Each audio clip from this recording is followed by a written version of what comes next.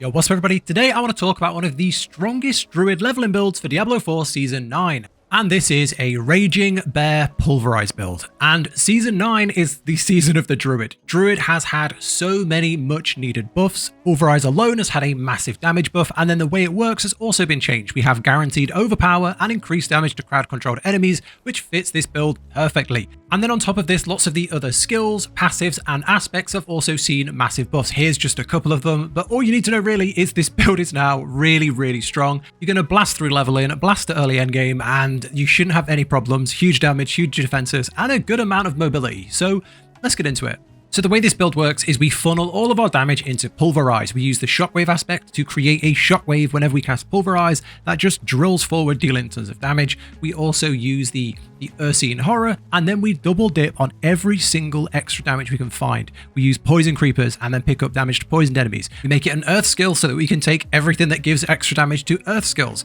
And we get extra damage from Fortify, and we have a ton of Fortify. And to top it all off, we can also go into Grizzly Bear, the Werebear form, for increased damage and increased defenses. So yeah, that's the build. It's just run around as a bear, casting Pulverize, dealing tons of damage. So if you like the sound of that, let's get into the build and how it works. Okay, so first let's go over the skill tree. So starting from the top, we start with Earth Spike. So you want to put 1 point into Earth Spike. I have extra points, but that comes from gear. You only want to put 1 point into here. This is just the thing we cast when we're out of spirit. This generates 16 spirit per hit. So when you're out of spirit from casting Pulverize, you'll fall back on this in the early levels when you don't have the Paragon Board and the aspects that like regenerate your spirit. So this is just our early game spirit generation. Extra point in here because we have to put 2 points in to get to the next section. In the core skills, of course, we take Pulverize. This is our main damage. 5 out of 5 this. You want to enhance it, and then you want to take Raging. Now, these have been buffed and reworked coming into Season 9, so Overpower, if you have it like this, Overpower, Enhanced, and then Raging, it will deal guaranteed Overpower. It will deal enemies take increased damage from you, and then increased damage to crowd-controlled enemies, which is absolutely perfect in this build. Then you want to take 3 points into Iron Fur, damage reduction. You want to take 1 point here and 3 points into Wild Impulses. For core skills, cost more spirit but deal 15% increased damage. You want to come down into here and you want to put 5 points into Earthen Bulwark. Now this is your big defensive while leveling.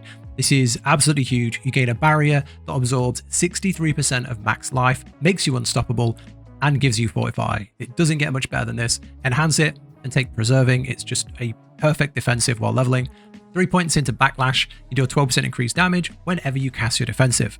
Coming down into here, Poison Creeper. Now, it doesn't make much sense at first why we have Poison Creeper, but I'll try and explain it. You want a 5 out of 5 Poison Creeper, and Poison Creeper is a companion, and it has two parts to it. It has a passive part and an active part. The passive part is that there is always these Poison Creepers just like floating around through the ground. You'll just see these vines spreading around on the ground, and they will just randomly poison enemies for 6 seconds.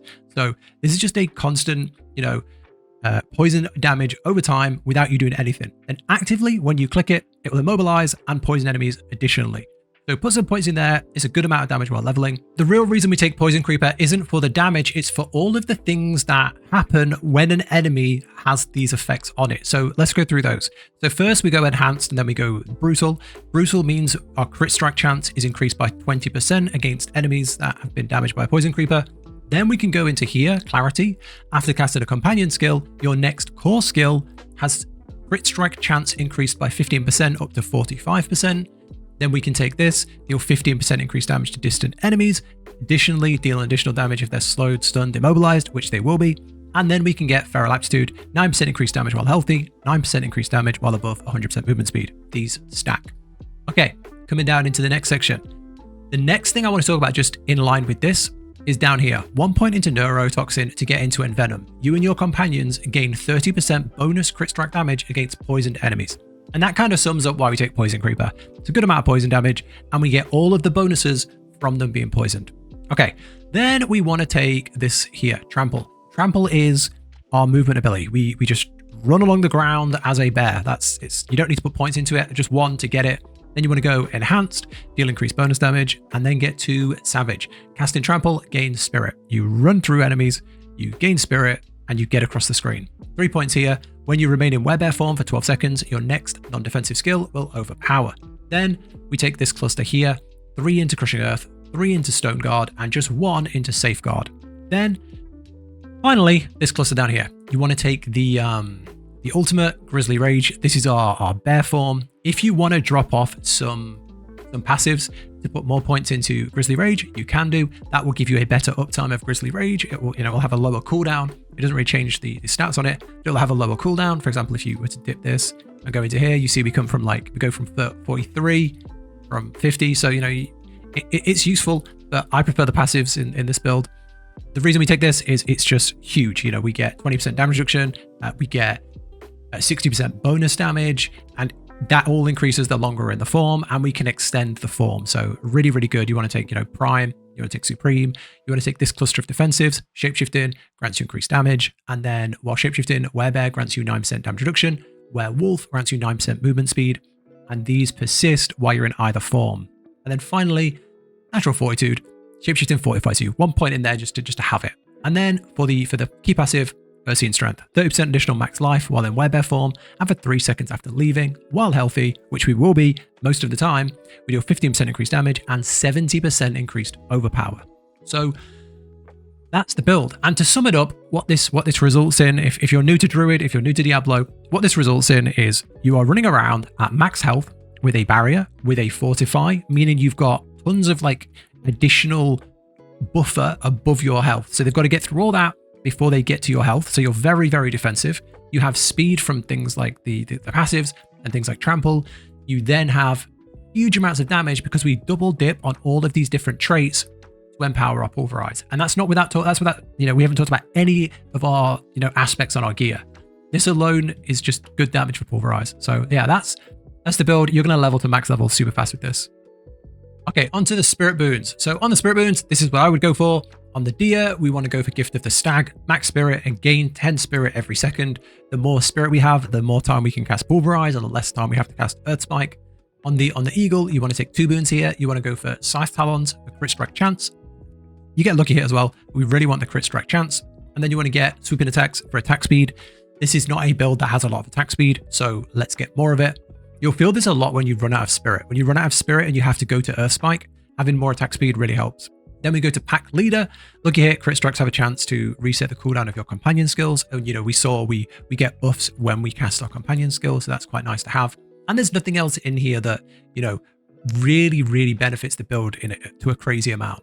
Then we want to go down into Snake, and we want to take Obsidian Slam. Every 6th casted attack will cause your next Earth skill to overpower. We funnel everything into overpower, and even our key passive buffs our overpower damage. So it's huge. Yeah, that's how I would set this up. Okay, so now let's talk about the aspects. And I put up the build guide here, so this will be out the same time as this video. This is fully finished now, so this will have everything on it. It's a good place to show the aspects, so let's go through those. Now, there are lots of really good uniques that will make this build much, much stronger, and I'll list those down here when this comes out. And they are going to make the bear skills much better. There's a really good new unique for Season 9 that literally is all about pulverize and poison. So perfect, this build is going to transition really well into a really good poison build, which I'll hopefully have a guide out for too. But I want to keep this free of uniques as it's a leveling build. So all of these are just, normal aspects. And you can see here, if you hover over them, you can see where to get them. So for example, the Ursine Horror comes from Belfry Zakara in Hawazar.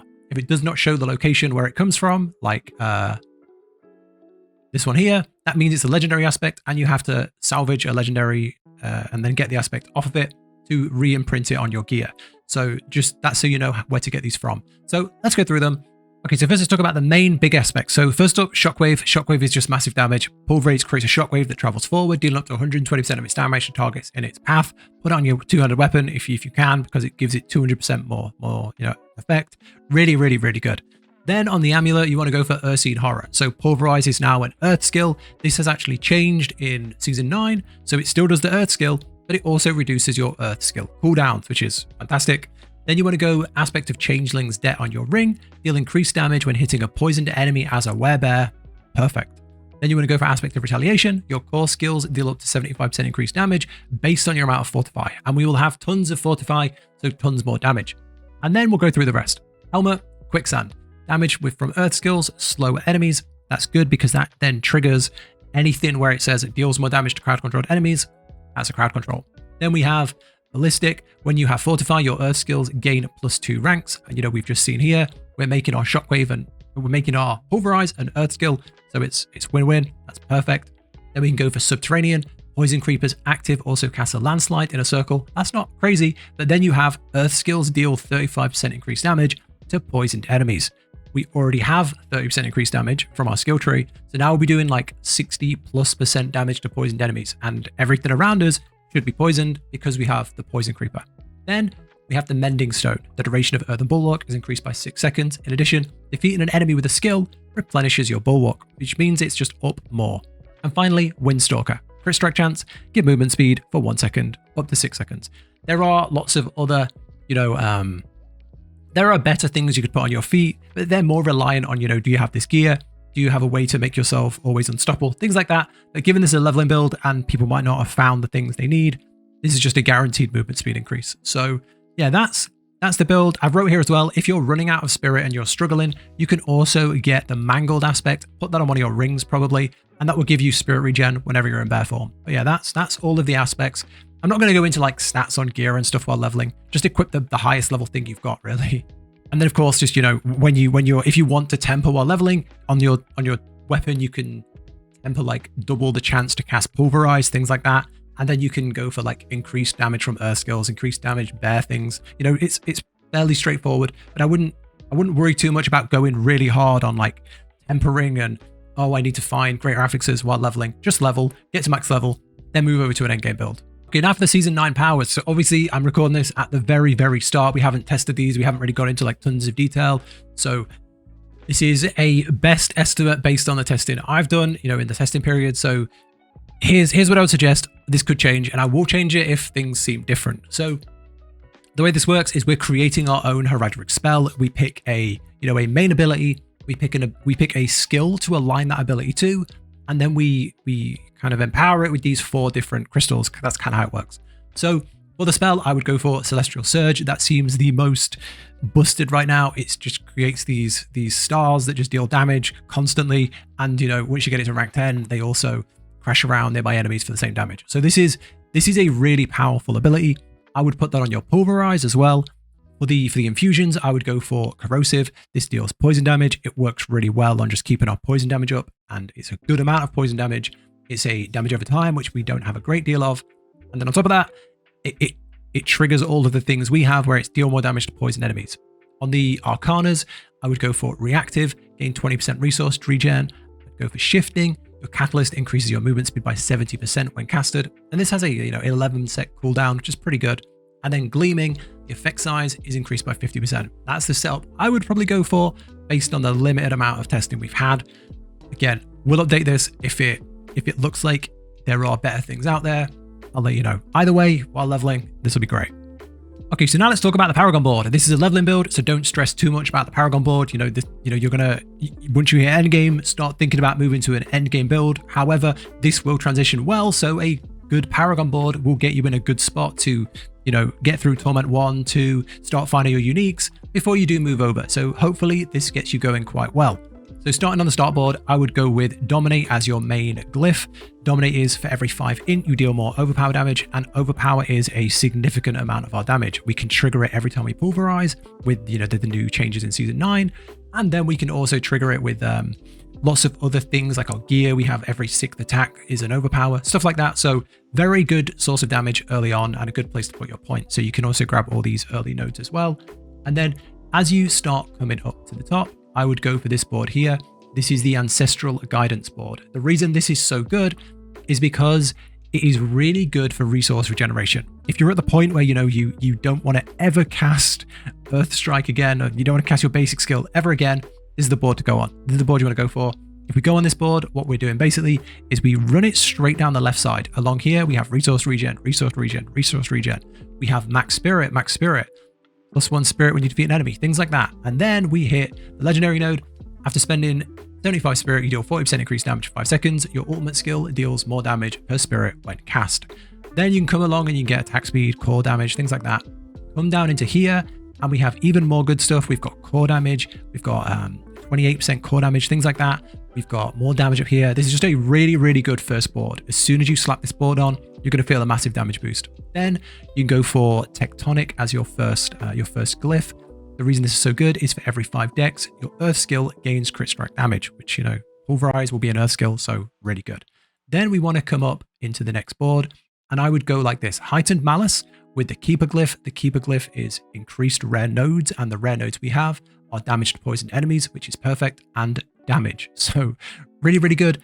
And then you and your companions deal more damage. And there's some other good stuff around here. You've got the legendary node. When a poisoned enemy is nearby, you deal 35% increased damage, plus 5% for each additional poisoned enemies. And we're going to be poisoning enemies with our horadric spell, with Poison Creeper, so that should work really well. Then we've got, lots of resistances as well on this board. Coming along on the next section, I would go for Survival Instincts. And the Survival Instincts glyph here is while in werebear form, you deal increased damage. And then you have 1% increased overpower damage, up to 25% for each difference between your life and fortify. Really, really, really strong. And you can come along and you can get the werebear. Every 5 willpower, you deal more damage in werebear form. Okay, and then coming along to the last section, if you come into here, we are going for the Earth and Devastation board. Come and get the legendary glyph here. Your Earth skill deals increased crit damage, increased by 20% of your damage to crowd-controlled enemies, which you should have quite a good chunk of by this point. And then you go crit strike damage to crowd-controlled enemies. We can come and put in the Undaunted. For every 5 int, you deal increased damage while fortified, will always be fortified. And you gain damage reduction the more fortify you have. Some nice stuff in here as well. Earth damage, damage to crowd-controlled enemies, things like that. So that's a good starter glyph. Now a good starter board, the only things you're going to start changing is when you go into endgame, you're probably going to move more into poison. You're probably going to step more along the poison route because the new unique is very poison heavy.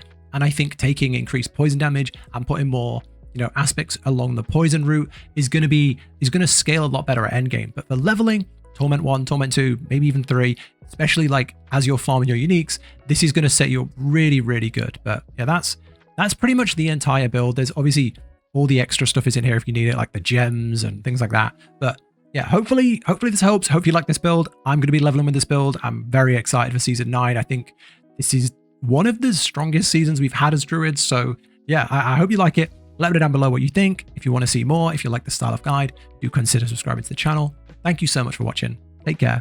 I'll catch you in the next one.